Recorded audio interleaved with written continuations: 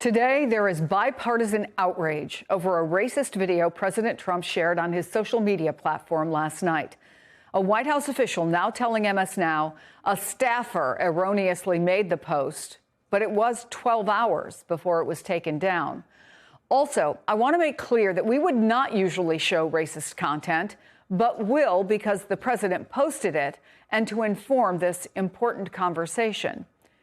You can see this post. It depicts former President Barack Obama and former First Lady Michelle Obama as apes in a jungle. It's at the end of a video promoting false claims about voting machines and the 2020 presidential election. In a statement responding to the backlash over the video before it was taken down, the White House press secretary said, "This is from an internet meme video depicting President Trump as the king of the jungle and Democrats as characters from The Lion King. Please stop the fake outrage." None of the rest of that video is included in what Trump posted, only the Obamas. Joining me now, Symone Sanders Townsend, MS Now co-host of The Weeknight and former chief spokesperson for Vice President Harris. Eugene Daniels, MS Now senior Washington correspondent and co-host of The Weekend. They are also the hosts of a brand new MS Now podcast, Clock It, with Symone and Eugene. Symone, as a former communications director, what do you make of the White House statement? Chris, they think we haven't seen The Lion King. There are no apes in The Lion King. There's not one ape. There's a baboon, Rafiki. He is actually central to the story, but there's not one ape in the movie. So let's just be for real right now.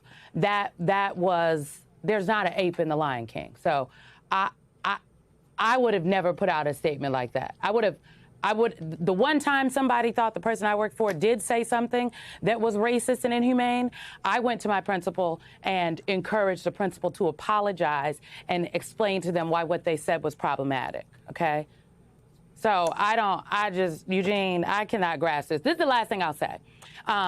It is not racist because it is offensive. It is offensive because it is inherently racist. The trope about depicting black people as animals goes all the way back to white Europeans looking for a justification for colonization and the enslavement of African people. And it gained prominence in the 1700s and 1800s, and it became a racial, like a scientific theory. I'm using air quotes. And it was a mainstream theory that put a hierarchy that said white Europeans were at the top and Africans were at the bottom. And depiction of apes was very central to this theory. They were at the bottom. They were closer to primitive beings such as apes. Therefore, black people, specifically in that time, Africans, were better suited for forced labor and domination. So it is racist because the root of this theory, this trope, this joke, okay, that the White House is talking about, is rooted in the ability to dominate, rape, pillage, and inflict violence upon black people. I will say, Eugene, that this post is being condemned from both sides of the aisle, including Republican Senator Tim Scott saying it's the most racist thing he's seen out of this White House. The implication, of course, is that it's not the only racist thing he's seen out of this White House. But I wonder if you think there is some line with this that has been crossed. And by the way, the posts that have been racist in the past have been posted on official government accounts. These are not individuals within the government who are posting things on their private accounts. I'm sorry, Eugene, go ahead. No, that is a really important point, because that means that we all paid them to post a racist thing on the internet, right? That is a really important point. You're right. We're hearing from Tim Scott. We're hearing from Mike Lawler, some Republicans who have issues with this. Tim Scott, of course, being the only black senator on the Republican side, and being someone who has been close-ish to this White House.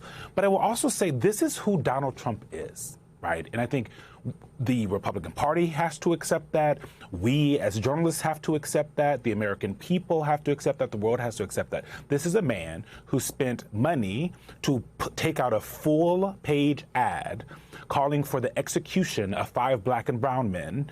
Now the exonerated 5. This is someone who spent months and years saying that Barack Obama was not born here, that the racist trope about this, this interloper who doesn't belong here, who is someone who is not a part of the American experiment, the first black president of this country, that's what he spent his time doing. So this is the idea from this White House that this was an accident, the idea that this was just a meme that was posted. This is who Donald Trump is. And even if it is true that a staffer posted it, right? Well, I think we all have a lot of questions about that. If it's true that a staffer posted it, this person believed that it represented the thoughts and the feelings of the president in which that they serve. And that says a lot, that they thought it would be okay. It was up for 12 hours because they do not care. They think it is okay to be racist and treat black and brown people terribly in order to, quote unquote, own the libs. And I think we just have to be really honest about what that means, because it means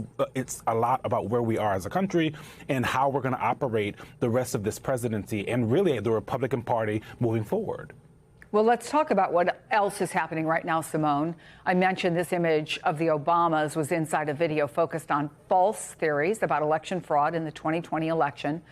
Trump, of course, has come under fire for saying he wants to nationalize election in 15, he calls crooked states, because, quote, these people were brought to our country to vote and they vote illegally. What is Donald Trump trying to accomplish here?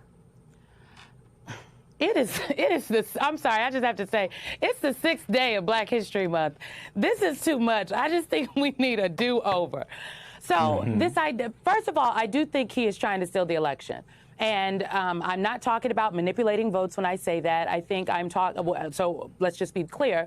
What I'm talking about is the actions that the president himself and the people around the president have taken. The executive order that he put out about elections at the beginning of this presidency, the call to not Georgia, but to Texas last year, asking them to find him 5 more seats. That is what kicked off this mid-decade redistricting to manufacture more seats to manipulate the voters, because the president does not believe that he could win as the maps currently stand. I'm talking about the election deniers that have been given roles within the Department of Homeland Security, made up roles over election integrity. One of the ways he will try to steal the election is he's asking these states for voter rolls across the country. Why do you need the voter rolls? Well, what do voter rolls contain? They contain personal information, such as your Social Security number, names, and whatnot. Potentially, that could be used to target people with misinformation and disinformation. We already know from reporting that has at least 2 staffers from DOJ, according to Bloomberg reporting. A whistleblower noted that they had referred the actions up to disciplinary chains because these DOJ individuals had given sensitive information to a voter advocacy group. I highly doubt that those people were looking to elect Democrats.